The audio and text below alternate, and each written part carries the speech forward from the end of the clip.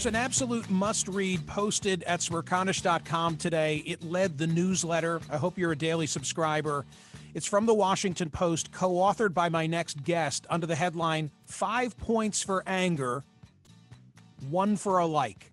How Facebook's formula fostered rage and misinformation. Jeremy Merrill and Will Oremus wrote this piece, and Will is joining me now. Hey, Will, I want to break it down and go through this incrementally, assuming that people really don't have your expertise. I certainly do not, but I'm keenly interested in this subject. And the subject is algorithms and a change that was made in 2017. And I guess, as you explain in the piece, a change that was made because Facebook took note of and wanted to address declining engagement. Is that fair?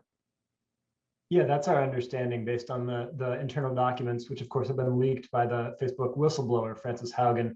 And we had a chance to pore over those documents for a couple of weeks. And this was one of the most interesting things that jumped out at us. Well, please walk me through and try and present it in a way that we can all follow.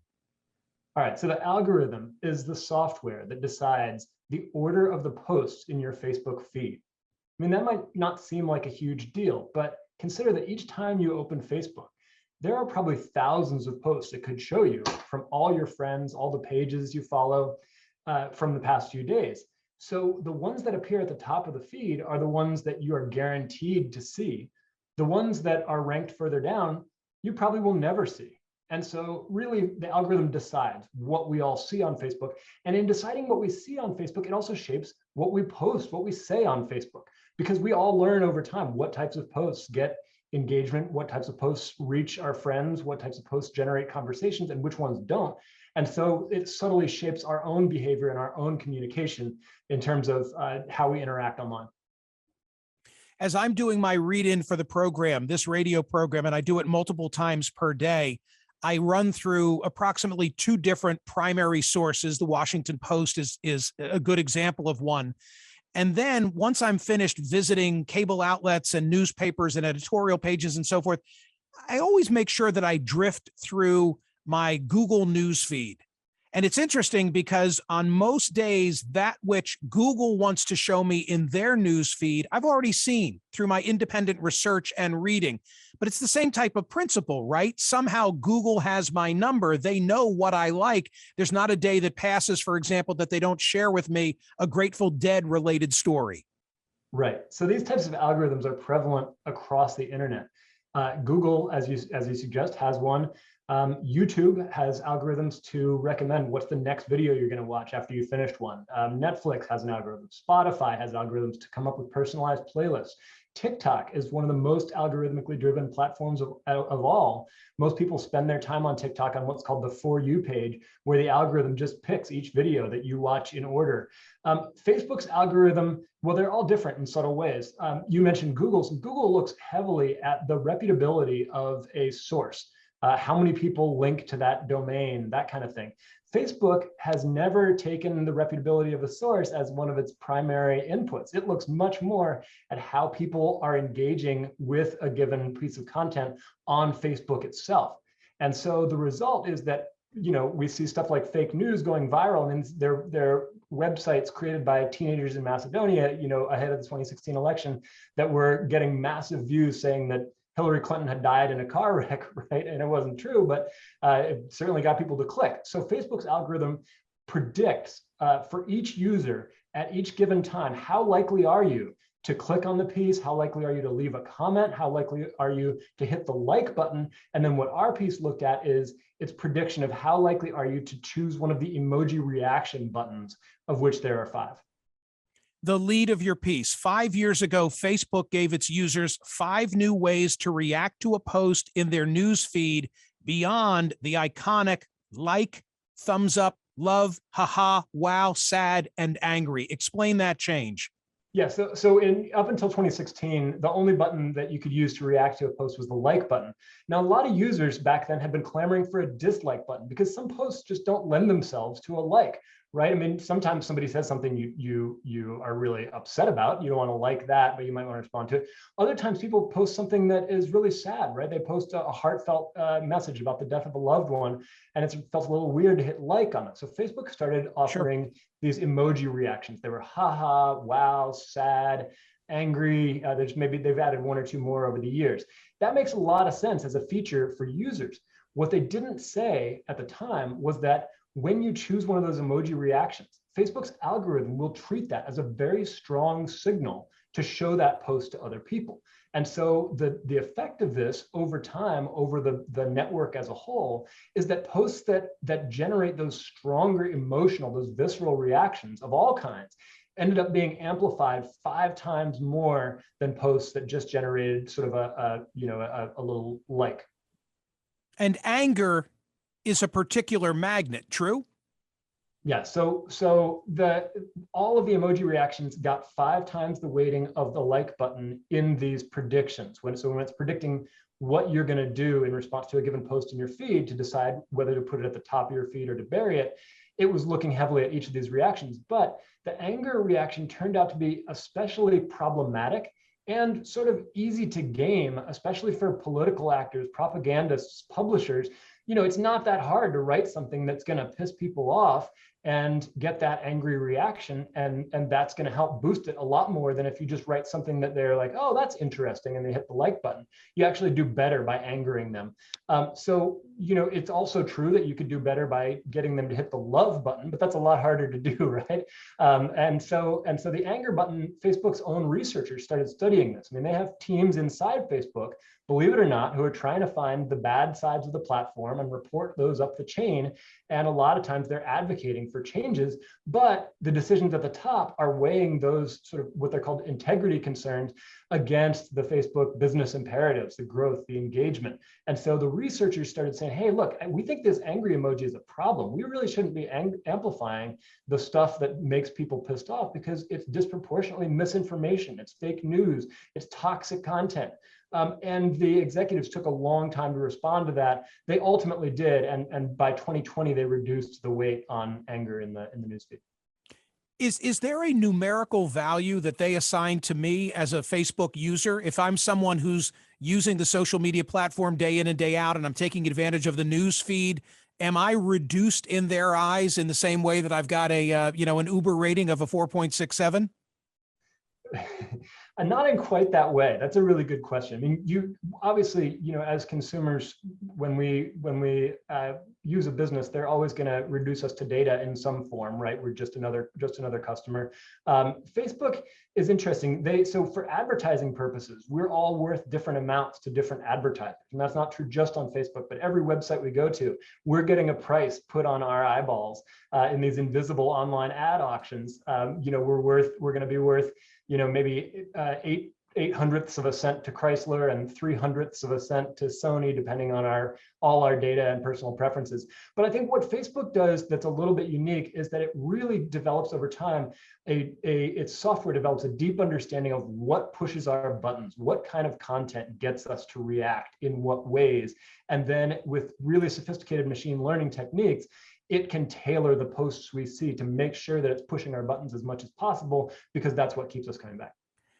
Here's a paragraph that you wrote in the piece that you co-authored that I want to read aloud. Facebook takes into account numerous factors, some of which are weighted to count a lot, some of which count a little, and some of which count as negative, that add up to a single score that the newsfeed algorithm generates for each post in a user's feed each time they refresh it.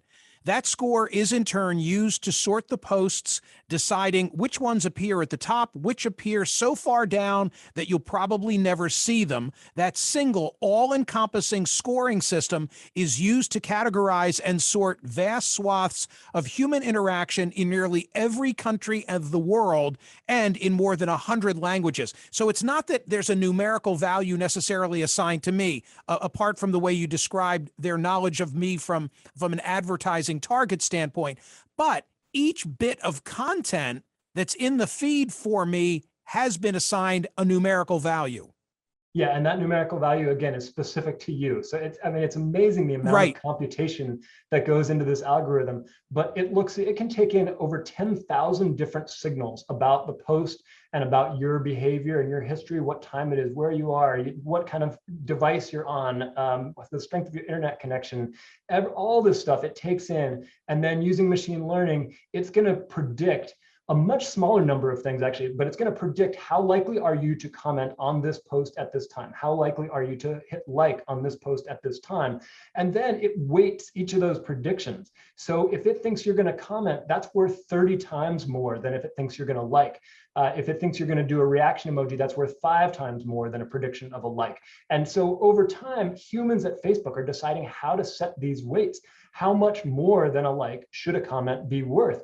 They change that over time, and then this has huge ripple effects across the internet because politicians, publishers, brands find ways to reach their audience, and in order to do that, they have to change the tone and the content of what they're posting. Will, this makes so much intuitive sense to me from a broadcast standpoint, because I've often said to my audience here on radio when talking about cable ratings that it benefits you to be the party on the outside looking in. So, for example, when Donald Trump was the president, CNN, where I have an affiliation, was absolutely thriving because the people who watched CNN were mostly pissed off about Trump, and that anger kept them together like a glue. But now that Joe Biden is the president, there's been a decline in those ratings. And Fox, meanwhile, and I have to say Fox preeminently has been the strong rating leader, whether their party is in or out. But it benefits Fox to have Joe Biden as the president because now people are unified in their anger about what the Biden administration. So there's nothing new here. But what to me is most significant is I think we recognize that about cable television or radio, but we haven't understood the level to which the information we're being provided has been manipulated in the case of Facebook. Does that all make sense the way that I've just laid it out for you? Yeah, I think that's a great point. I mean, it's really fair to point out that the news media also optimizes for outrage to some degree, right? Like if, I work for the Washington Post, if we have an investigative story that we know people are going to be furious about, that probably goes into our decision about whether that goes on the front page, right? But there's a key difference here that I want to point out. Traditional media outlets have standards for what they'll publish. They have fact-checking processes. They have a level of accountability, which is not to say they don't get it wrong. I mean, they get it wrong. We screw things up all the time. We have our biases, but that is a fundamentally different filtering process from a platform like Facebook, where anybody can make up a story that it goes through no processes, no editors, post it on Facebook. And it turns out it's really easy to enrage people when you can just make stuff up or like distort the truth with no kind of editorial accountability for it. So I think that's important to keep in mind. Yes, optimizing for outrage is not new, but optimizing for outrage without the checks in place of, is this actually true? Is this news? That's especially problematic, I think. And the big takeaway, because I don't want to lose people in this dialogue, in this conversation on a somewhat complicated subject, but those stories that contain misinformation are the sort typically that stoke one's anger and therefore keeps them coming back for more. And that's really the way that Facebook was manipulating the news feed. True? Yeah, and I think it's one other thing I'll bring in here at the risk of getting into the weeds again. In 2017 and 2018, Facebook made another big change to the algorithm where they emphasized comments much more than just viewing time or likes or clicks. They wanted to get people talking and interacting. That made sense in a way. They were worried that Facebook was becoming this passive platform where people just watch videos, and that wasn't healthy for it in the business in the long run. So they juiced up comments, got people interacting, but it turned out, well, what kind of posts on Facebook compel you to actually leave a reply?